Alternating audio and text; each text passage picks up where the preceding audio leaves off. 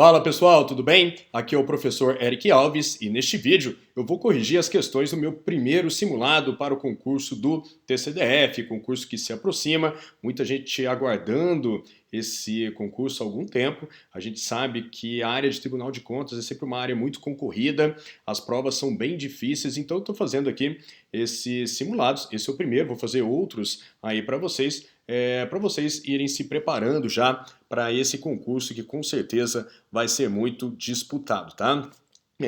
Esse simulado eu divulguei lá no meu Instagram, @prof.ericalves. Se você não me segue lá, tá? @prof.ericalves.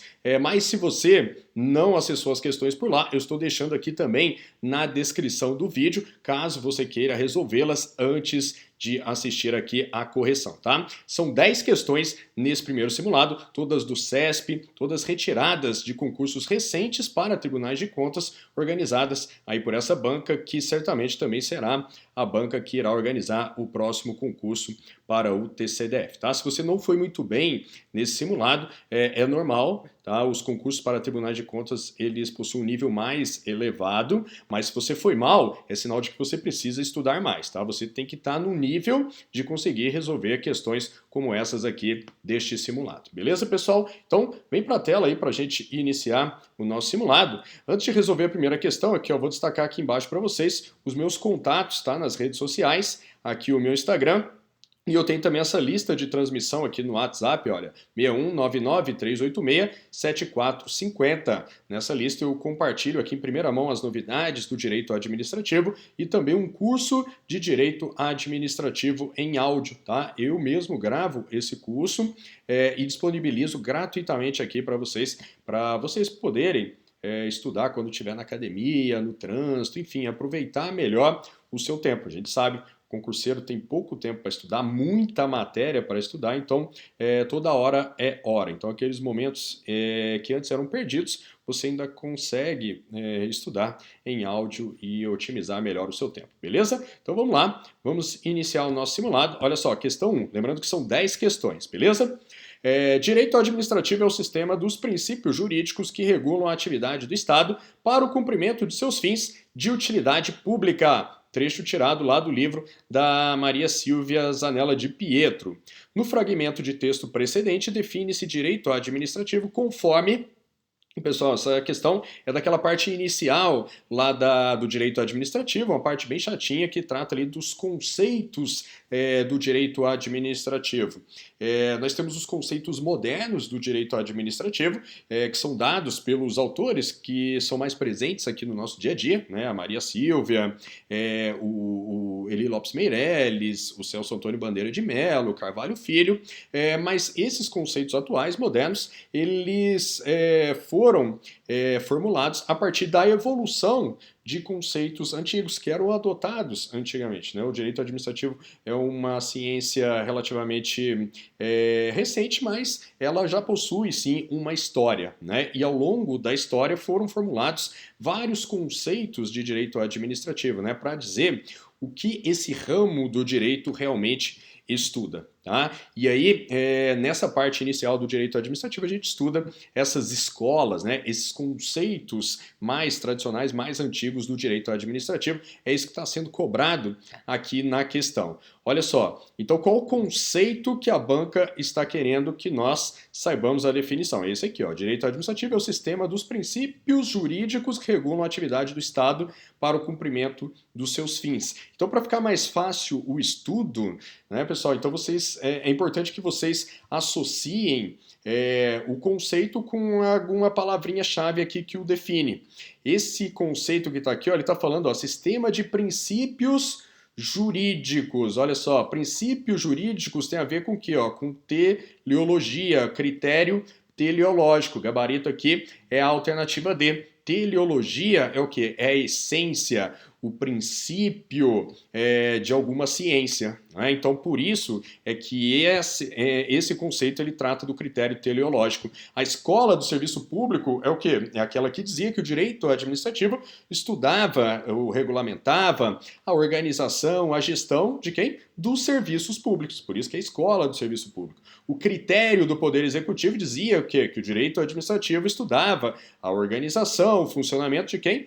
Do Poder Executivo. Critério negativo ou residual dizia o quê? Ó? Direito administrativo é tudo aquilo que não é atividade legislativa, criar leis, e também não é jurisdição, não é resolver conflitos. Então, o critério residual, tudo aquilo que sobra. E, por fim, o critério da administração pública é aquele que diz que o direito administrativo estuda exatamente o funcionamento, a organização de quem? Da administração pública. Então, fica fácil, né? A princípio parece difícil, mas se você prestar atenção, né, conseguir associar o título aqui, né, o nome do conceito com a definição, você consegue resolver as questões facilmente. Não se assuste com esse tipo de questão, beleza? Prosseguindo, questão 2. Com relação a agentes públicos, atos administrativos, poderes da administração e responsabilidade civil do Estado, julgue o item subsequente. Vamos lá. Fundamentada no poder de autotutela, desde que não esteja configurada a decadência do direito, poderá a administração anular atos sob o argumento de estes terem sido praticados com base em interpretação errônea verificada posteriormente. Pessoal, isso aqui está errado. Como é que eu sei que isso é errado? Basta lembrar do princípio da segurança jurídica. Lembra que o princípio da segurança jurídica, dentre outras coisas, ele veda a aplicação retroativa de uma nova interpretação da lei, ok? Então, a administração ela pode sim mudar o seu entendimento ao longo do tempo, mudar o seu entendimento acerca da interpretação de determinada norma legal. Isso é perfeitamente possível de acontecer. Porém, se a administração mudar o seu entendimento, aquele entendimento tem que valer dali para frente. Não pode retroagir, ok? Imagina se nós estivéssemos a todo momento sujeitos a mudanças de interpretação da lei. Então, hoje vale determinado entendimento, então eu ganho um benefício da administração e lá no futuro a administração muda o entendimento e me retira aquele benefício. Então, qual a segurança jurídica que eu teria, né, de que realmente eu posso contar com aquele benefício? Beleza? Então, para assegurar a segurança jurídica, isso inclusive está lá na Lei 9784, ela veda a aplicação retroativa de nova interpretação da lei, beleza? Então aqui, ó, o erro da questão está basicamente aqui, ó, a administração ela não pode anular um ato com base em uma interpretação que ela adotou posteriormente. Se lá na frente ela viu, poxa, lá atrás, lá no passado eu interpretei a lei de uma maneira errada, eu quero mudar a minha interpretação da lei, beleza? Ela pode fazer isso, mas ela vai adotar essa nova interpretação dali para frente, não pode anular os atos passados que foram praticados com base naquela interpretação anterior que ela tinha, tá? Então a questão está errada. Próxima questão, questão 3, lembrando que são 10 questões aqui no nosso simulado.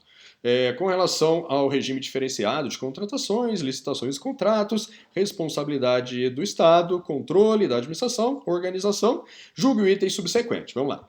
É permitida ao Estado a criação de empresa pública por meio de lei. Opa, aqui a gente já mata a questão. Olha, empresa pública é uma entidade da administração indireta com personalidade jurídica de direito privado. Então, ela não é criada por meio de lei. A lei apenas autoriza a sua criação. Tá? Então aqui, ó, essa primeira parte já torna o nosso quesito errado, beleza? Vamos prosseguir, ó. Ficando atribuídas à empresa, assim criada, a titularidade e a execução de determinado serviço público. Opa, essa segunda parte está correta, né? As empresas públicas, assim como qualquer uma das demais entidades da administração indireta, né? As autarquias, as fundações públicas, a sociedade de economia mista, são criadas por descentralização por serviços, que é quando a administração pública ela cria ou autoriza a criação de uma nova entidade, ainda pertencente à administração, no caso a administração indireta, para descentralizar para ela a titularidade e execução de determinado serviço público, beleza? Isso vale tanto para as entidades de direito público como para as entidades de direito privado, tá ok? Então, quando o Estado ele cria uma empresa pública, ele transfere a ela a titularidade e a execução de determinado serviço público, tá? Há aí algumas discussões bem isoladas, né, a respeito do fato de que, por ser uma entidade de direito privado, não haveria a transferência da titularidade, tá? Mas assim, para fins de prova, não, a meu ver, né, não precisa aprofundar tanto assim. Beleza? Para fins de prova, você pode considerar assim correto que há a transferência tanto da titularidade como da execução do serviço para qualquer espécie de entidade da administração indireta, tá? Então, a questão está errada por conta aqui da parte inicial do quesito. Vamos lá, quarta questão. Uma questão sobre OCIP, Organizações da Sociedade Civil de Interesse Público. Os requisitos para que uma organização seja qualificada como OCIP incluem a exigência de que seu estatuto contenha normas expressas sobre a observância dos princípios da legalidade, da impessoalidade, da moralidade, da publicidade, da economicidade e da eficiência. Pessoal, a questão está correta, é uma questão literal, foi tirada lá da lei das OCIPs, aqui ó, artigo 4º, inciso 1, que diz exatamente o que está sendo afirmado aqui na questão, beleza? Mas olha só, mesmo que você não conhecesse a literalidade da lei, você poderia presumir que essa questão aqui é sim correta, né? Afinal, estamos falando aqui dos princípios da administração pública: legalidade, impessoalidade, moralidade, publicidade, economicidade e eficiência, e a gente sabe que esses princípios eles devem ser observados por toda a administração pública e também pelos particulares que atuam em cooperação com a administração pública. Os princípios também devem ser observados pelos particulares que exercem funções de natureza pública, que é o caso de uma OCIP. OCIP é uma entidade paraestatal. Ela não pertence à administração pública. Ela é uma entidade privada, mas ela atua em cooperação com a administração, exercendo alguma atividade de interesse público, uma atividade voltada ali, por exemplo, para a educação, para a saúde, uma atividade cultural, uma atividade de assistência social, e nesse particular, né, ao exercer esse tipo de função de natureza pública, em parceria com o Estado, inclusive recebendo fomento do Estado, inclusive às vezes recebendo repasses de recursos públicos, é óbvio que essa entidade privada também deve observar os princípios da administração pública, tá? Então, ainda que você não soubesse a lei, você poderia presumir, tá? Mas é importante que você conheça a lei, beleza? É importante que você conheça a lei, os detalhes, que às vezes o CESP vai lá no detalhe do detalhe para elaborar as suas questões. Prosseguindo, quinta questão, uma questão sobre responsabilidade civil do Estado. Questão interessante, olha aqui, caiu no concurso do TCE Pernambuco 2017. Diz o seguinte, ó: morte de terceiro em decorrência de assalto praticado por indivíduo foragido do sistema prisional tem a faculdade de atrair a responsabilidade civil do Estado. Olha só, então um terceiro estava lá, né, na sua vida particular e ele foi assaltado. Ele foi assaltado e desse assalto decorreu a morte desse terceiro. E quem praticou esse assalto foi um indivíduo que estava foragido do sistema prisional. Aí a questão está perguntando.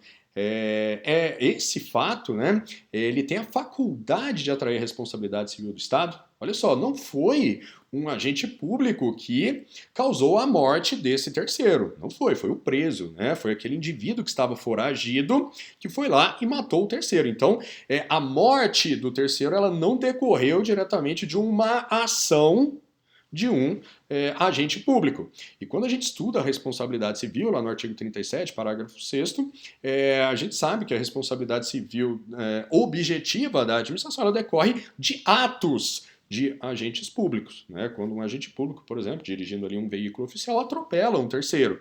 Opa, e mata esse terceiro. Esse terceiro ele morreu em decorrência de um ato de um agente público. Não foi o caso aqui, não foi um agente público que matou, foi o indivíduo que estava sendo foragido. Mas aí você vai aprofundando um pouco mais a questão. Poxa, mas esse indivíduo, esse assassino, ele estava foragido do sistema prisional. O Estado ele tinha o dever de manter aquele indivíduo preso. O Estado não cumpriu o seu dever de manter aquele indivíduo preso, deixou ele fugir. Então houve uma omissão do Estado, ou pelo menos uma má prestação desse serviço, uma má prestação do serviço carcerário, serviço prisional. E a má prestação desse serviço é que ocasionou lá a morte do terceiro. Então a gente pode concluir que essa morte ela decorreu de uma omissão do Estado, né? E essa omissão ela pode ser uma omissão mesmo, né? O Estado não fez nada, ou ela pode decorrer também de uma má prestação do serviço, né? O Estado ele estava ali tentando fazer, né, manter os indivíduos presos, só que ele não prestou corretamente aquele serviço e aí acabou fugindo. Isso tudo caracteriza a omissão que atrai a responsabilidade subjetiva do Estado. Tá? Então, quando o terceiro ele sofre um dano em razão de uma omissão do Estado, a responsabilidade, como regra, do Estado ela é subjetiva. Só que mesmo nesses casos, tá, pessoal? Agora que eu queria que vocês prestassem atenção, tá? Mesmo nesses casos de responsabilidade subjetiva por omissão, há necessidade que se comprove o nexo de causalidade entre essa omissão do Estado e o dano que foi provocado ao terceiro. Ok? Então tem que provar aqui na questão que a má prestação do serviço do Estado lá na prisão é que foi capaz de possibilitar a fuga daquele preso e esse preso acabou matando aquele terceiro. Tá? Então tem que ter um nexo de causalidade. Então como é que o nexo de causalidade ficaria comprovado aqui, por exemplo? Poxa, o indivíduo ele acabou de fugir da prisão e logo em seguida, ali na saída, ele promoveu o assalto e matou o terceiro. Poxa, aí o nexo de causalidade está bem claro. Ele acabou de fugir da prisão e matou aquele terceiro. Agora imagine o seguinte caso. Poxa, o indivíduo fugiu da prisão hoje, aí passou 2, 3 anos, né? O indivíduo, a polícia não conseguiu reencontrá-lo, passou 2, 3 anos, ele já montou uma nova quadrilha, já mudou totalmente a sua fisionomia, enfim, várias outras circunstâncias aconteceram, e aí depois desse período todo, esse fugitivo foi lá e assaltou aquele terceiro. E, inclusive com a ajuda ali da sua quadrilha, dos seus comparsas. Opa, nesse caso o nexo de causalidade não está tão claro assim, né? Então aí nesse caso não teria a responsabilidade civil do Estado por ausência do nexo de causalidade. Então por isso é que a questão, de maneira muito apropriada, ela diz o seguinte, ó, que a morte do terceiro em decorrência do assalto praticado por indivíduo foragido do sistema prisional tem a faculdade, ou seja, pode atrair a responsabilidade civil do Estado. Quando que pode atrair a responsabilidade do Estado? Quando ficar claramente demonstrado o nexo de causalidade entre essa omissão do Estado em permitir a fuga do preso e a morte do terceiro. Tá bom, pessoal? Então, cuidado aí com esse detalhe. A banca aqui, o CESP, nessa questão, ela foi bem feliz, né, na sua colocação. Beleza? Lembrando, tá, pessoal, que como regra, a responsabilidade civil do Estado em caso de omissão, ela é subjetiva, ok? E aí nós dizemos que a responsabilidade civil do Estado ela é subjetiva quando há a chamada omissão genérica do Estado. Agora, quando há uma chamada omissão específica, aí a responsabilidade ela é objetiva. Quando há uma omissão específica, quando o Estado, especialmente naqueles casos em que o Estado ele tem o dever específico de proteção ou de guarda de uma determinada pessoa, de uma determinada situação. É o caso, por exemplo, da morte de um detento na prisão. É o exemplo clássico, né? Por exemplo, o preso está ali, na sua cela, o Estado tem o dever específico de proteger aquele preso, né? É um dever do Estado em relação especificamente àquela pessoa. Se aquela pessoa morre ali, né, dentro da cela, por exemplo, um outro detento vai e mata aquele preso, há uma omissão específica do Estado, porque ele tem um dever em relação especificamente àquela pessoa. É o mesmo caso que acontece em danos causados a estudantes de escolas públicas, a pacientes de hospitais públicos, ou quando, por exemplo, imagine o caso, você está ali na rua, né? E vai ser assaltado. E aí tem um policial ali passando do seu lado. Aí você chama, pede socorro, pede ajuda àquele policial. O policial nada faz. Opa, naquele caso fica caracterizada a omissão específica.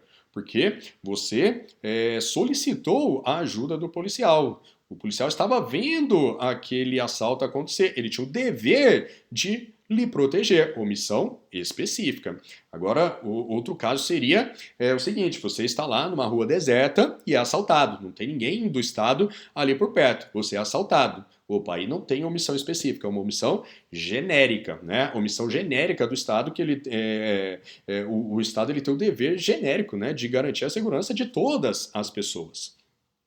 E aí, naquele caso, você estava numa rua deserta e acabou sendo assaltado. O Estado não estava ali te protegendo especificamente, não tinha nenhum agente estatal por perto. Aí já seria omissão genérica, responsabilidade subjetiva, tá? Cuidado com esses detalhezinhos também. Vamos lá. Próxima questão, sexta questão. Mais uma sobre responsabilidade civil. Exato. Ó. Para efeito de apuração da responsabilidade civil do Estado, é juridicamente irrelevante que o ato tenha sido comissivo ou omissivo. Errado. A gente acabou de ver, né, que como regra, se o ato é comissivo, um dano decorrente de uma ação do agente público, a responsabilidade civil do Estado ela é de natureza objetiva.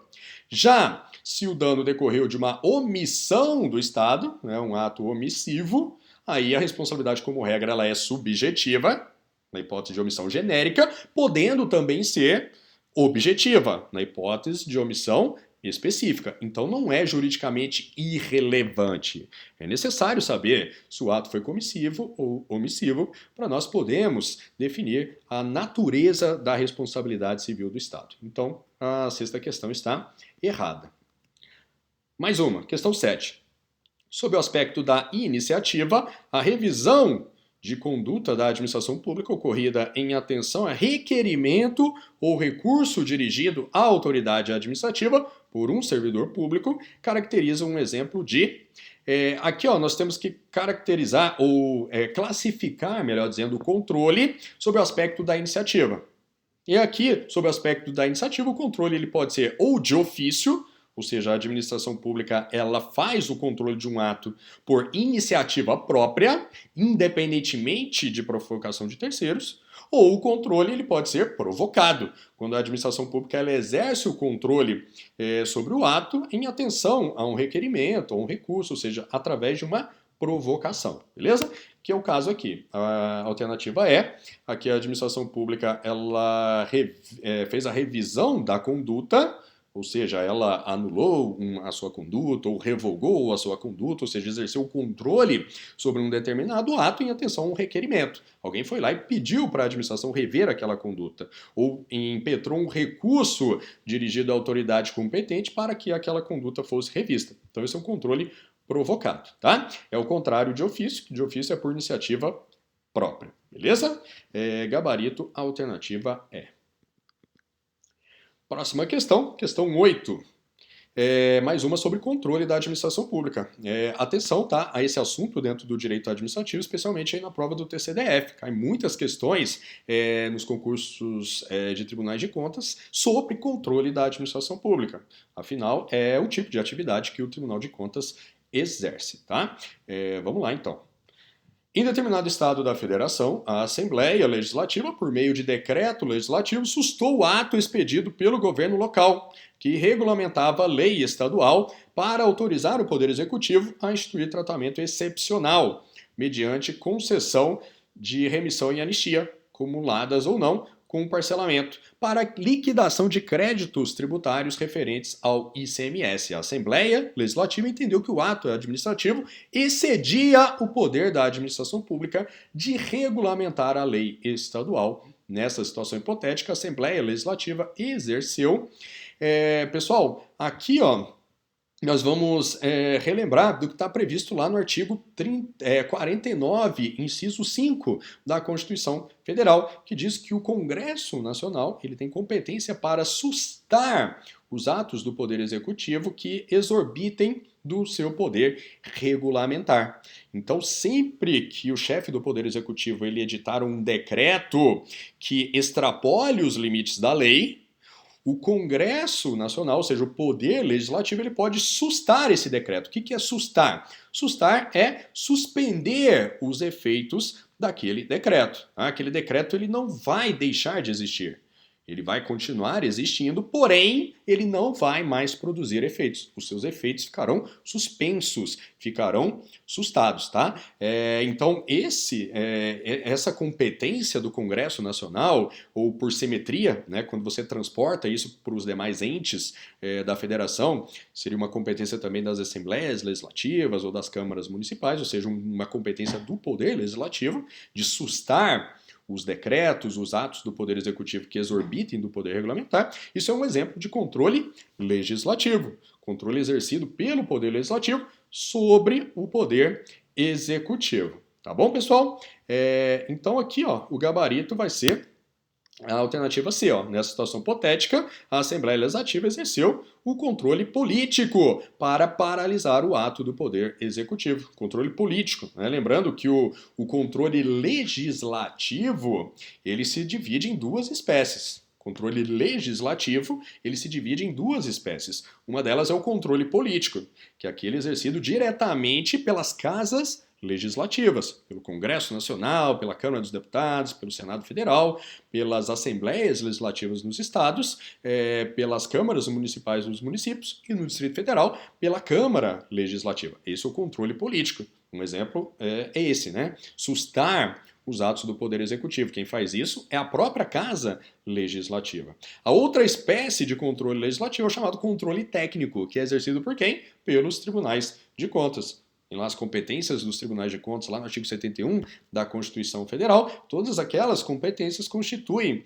exemplos de exercício do controle legislativo na sua vertente do controle técnico, que é exercido pelo Tribunal de Contas. Lembrando que o Tribunal de Contas ele auxilia o Poder Legislativo no chamado controle externo da administração pública. Né? O controle externo, quando a gente pega essa expressão na Constituição, controle externo, se você dar um Ctrl F aí na Constituição, controle externo é o quê? É o controle que o Poder Legislativo exerce sobre a administração pública com o auxílio do Tribunal de Contas, tá? E esse controle externo também, então, você pode ser considerado como um sinônimo, né, de controle legislativo. Quando a gente sai do contexto da Constituição, sair do contexto da Constituição, aí essa expressãozinha controle externo ela já tem um outro significado. Fora do contexto da Constituição, controle externo é todo aquele controle que é exercido por um órgão que não pertence à estrutura daquele órgão que está sendo controlado. É um controle que vem de fora, controle externo. Por esse conceito, fora, né, saindo do contexto da Constituição, seria controle externo, por exemplo, o controle que o Poder Judiciário exerce sobre a administração pública. O Poder Judiciário está fora da estrutura da administração pública. Controle externo também, por esse conceito, fora do contexto da Constituição. Tá? Lembrando novamente, agora voltando para a Constituição ela só chama de controle externo, aí foi uma definição, né, algo que o Constituinte definiu, ele só chamou de controle externo esse controle legislativo, tá bom? Vamos lá, prosseguindo. Questão 9, também aí do concurso TCE Paraíba 2018. Os sistemas de controle são um conjunto de instrumentos contemplados no ordenamento jurídico e têm por objetivo a fiscalização da legalidade dos atos da administração pública. No Brasil, a Constituição Federal consagra o sistema de controle.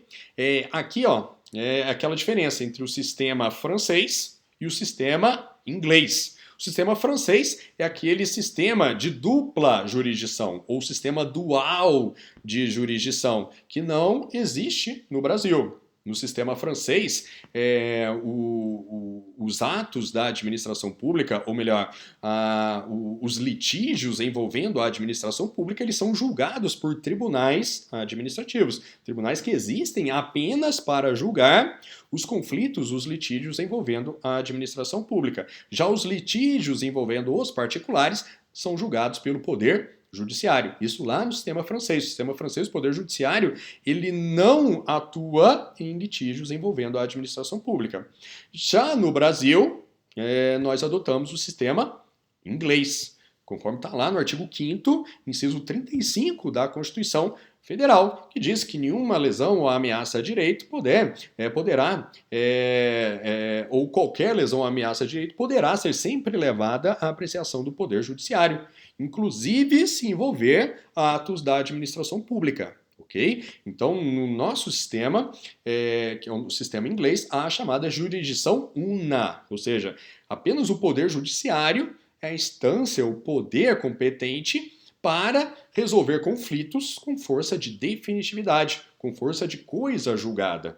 Em outras palavras, apenas o Poder Judiciário é que pode dar a última palavra ali, né? Dizer, resolver mesmo quem está certo e quem está errado em determinado conflito, inclusive aqueles envolvendo a administração pública, tá bom? Então, ó, o gabarito aqui vai ser a alternativa B, beleza? A Constituição, lá no seu artigo 5º, inciso 35, consagra o sistema de controle uno de jurisdição. Haja vista que a lei não pode excluir da apreciação do Poder Judiciário lesão ou ameaça a direito, beleza? Aí tem sempre aquela polêmica. Professor, mas a administração pública, ela também não decide determinados conflitos? Então, por exemplo, quando você entra com um recurso perante a administração pública, não há um conflito ali, a administração pública entendeu de uma forma, você entendeu de outra, você entrou com um recurso, a administração pública vai apreciar aquele recurso e vai tomar uma decisão. Então, essa decisão da administração pública não é uma jurisdição administrativa, ela não está resolvendo um conflito ali, beleza? De fato, ela está resolvendo um conflito, porém essa decisão da administração, ela não tem força de coisa julgada. No máximo, ela pode ser chamada de coisa julgada administrativa. Se você esgotar as possibilidades de recursos no âmbito da administração, aquela decisão vai ser uma coisa julgada administrativa, ou seja, aquilo está resolvido lá no âmbito da administração. Porém, sempre você poderá levar aquela discussão para o Poder Judiciário. E aí sim, o Poder Judiciário é a instância competente para dar a última palavra. Ele pode concordar com a decisão da administração, pode dar uma outra decisão contrária, né? A última palavra é sempre do Poder Judiciário. É isso que consagra o sistema de jurisdição una. Então aí tem aquele entendimento, que é um pouco até polêmico aí na doutrina, mas que é compartilhado pelo CESP, de que o Poder Executivo no Brasil, ele não exerce a função jurisdicional, porque não existe nenhuma situação prevista na Constituição ou em alguma lei em que o Poder Executivo é o poder competente para dar a última palavra em relação a um determinado conflito. Tá? Então, o Poder Executivo, ele não exerce em nenhuma hipótese a jurisdição, essa com força de definitividade. É diferente do Poder Legislativo. O Poder Legislativo, que tem a função típica de legislar, mas, excepcionalmente, ele exerce a função jurisdicional, com força de definitividade. Um exemplo, no caso lá do julgamento do processo de impeachment do chefe do Poder Executivo. Lembra aí do impeachment da Dilma? Quem que julgou a Dilma, né? Quem que decidiu aquele conflito? Será que ia ter o impeachment ou não? Onde que ela foi julgada? Lá no Senado. Né? Então foi o Poder Legislativo resolvendo um conflito com força de definitividade. O Poder Legislativo é que decidiu o mérito daquele tipo de conflito. Então, uma situação excepcional em que o Poder Legislativo exerceu a função jurisdicional, a jurisdição com força de definitividade. Esse tipo de situação não existe para o Poder Executivo. Beleza, pessoal? Então, aqui, ó, o gabarito, de fato, é a alternativa B. Vamos, então, para a nossa última questão aqui do simulado. Com relação aos conceitos, aos tipos e às formas de controle, julgue o item a seguir. Controle interno é exercido pela administração pública sobre seus próprios atos e sobre as atividades de seus órgãos e das entidades descentralizadas a elas vinculadas. Pessoal, aqui o CESP pisando em ovos. É uma questão muito polêmica. Por quê? Olha só. O início não é polêmico, né? De fato, controle interno é exercido pela administração pública sobre seus próprios atos. Controle que vem de dentro, beleza? E sobre as atividades dos seus órgãos também. Os órgãos são constituídos dentro de uma mesma pessoa jurídica, ou seja, dentro de uma mesma estrutura hierárquica. Então, quando a administração pública exerce controle sobre seus órgãos, de fato é um controle interno. Agora, olha aqui, ó, a polêmica está aqui, ó. Controle interno exercido sobre entidades descentralizadas a ela vinculadas. Quem que seriam essas entidades descentralizadas? Seriam as entidades da administração indireta, entidades com personalidade jurídica própria. A própria questão coloca aqui, ó, que essas entidades descentralizadas, as autarquias, as empresas públicas, as fundações públicas, sociedade de economia mista, elas estão vinculadas à administração pública. No caso, a administração pública aqui está como sinônimo de Estado, administração direta. Vinculada é diferente de subordinada. Ou seja, as entidades descentralizadas, elas não pertencem à mesma estrutura hierárquica da administração direta do Estado. São duas estruturas diferentes, não subordinadas, apenas vinculadas para fins de tutela, o chamado controle finalístico. Aí há uma divergência doutrinária. Muitos doutrinadores, eu diria que até a maioria dos doutrinadores, entendem que o controle, ou seja, essa tutela, esse controle finalístico, também chamado de supervisão ministerial, que a administração direta exerce sobre a administração indireta, ou seja, que a administração direta exerce sobre as entidades descentralizadas, seria um exemplo de controle externo. Por quê? Porque controlador e controlado não pertencem à mesma estrutura hierárquica. Né? É aquele conceito que eu falei, né, de controle externo fora do contexto da Constituição. Controle externo é aquele que vem de fora. E o órgão controlador não pertence à mesma estrutura do órgão controlado. Né? Então, administração direta e indireta possuem personalidades jurídicas diferentes, né? Não estão dentro de uma mesma estrutura hierárquica, então seria controle externo. Di Pietro entende assim, né? Carvalho Filho entende assim. O Celso Antônio Bandeira de Mello, ele diz aí ele já complica até mais, ele diz que esse controle seria interno-externo, tá? Fica ali totalmente em cima do muro. A meu ver, o mais correto seria controle externo, mas há uma divergência doutrinária. Inclusive, nessa mesma prova aqui, ó, teve uma outra questão sobre o mesmo assunto, dizendo assim, ó, quando o ministério, né, que pertence à administração direta, exerce o controle sobre uma empresa pública a ele vinculada, isso seria controle externo. Essa questão, nesse mesmo concurso aqui, ó, TCE de Pernambuco 2007, ela foi anulada pela banca. Adivinha por quê? Por divergências doutrinárias. Então, esse não é um assunto pacífico. Só que nessa questão aqui, especificamente, o CESP ele manteve o gabarito. Ele considerou correto. Ele considerou correto o entendimento de que controle da administração direta sobre as entidades da indireta seria controle interno. Eu particularmente não concordo com este gabarito. O mais correto seria até anular a questão por divergências doutrinárias. No passado, o CESP já havia cobrado isso aqui e ele considerou que seria controle externo. Então o CESP aqui nessa questão ele foi contrário à sua própria jurisprudência. Enfim, infelizmente a gente tem que conviver com isso nos concursos públicos ainda, tá? E se isso cair na prova do TCDF? Infelizmente, não tem o que fazer.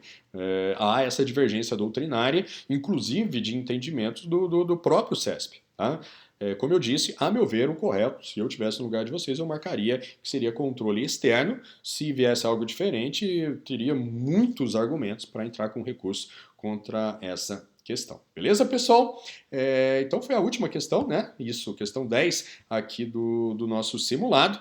Beleza? Espero que vocês tenham gostado. Como eu disse, o link para as questões está aqui na descrição do vídeo. Vocês podem baixar e resolver aí tranquilamente. Fiquem de olho lá no meu Instagram, que eu vou divulgar mais simulados aí voltados para o concurso do TCDF. Beleza, pessoal? Ó, antes de sair, curte aqui o vídeo, beleza? Não se esqueça também de se inscrever no meu canal e me siga aqui nas redes sociais, tanto no Instagram como aqui na minha lista de transmissão do WhatsApp, na qual eu compartilho o direito administrativo em áudio. Muito obrigado aí pela audiência, um grande abraço e até a próxima. Valeu!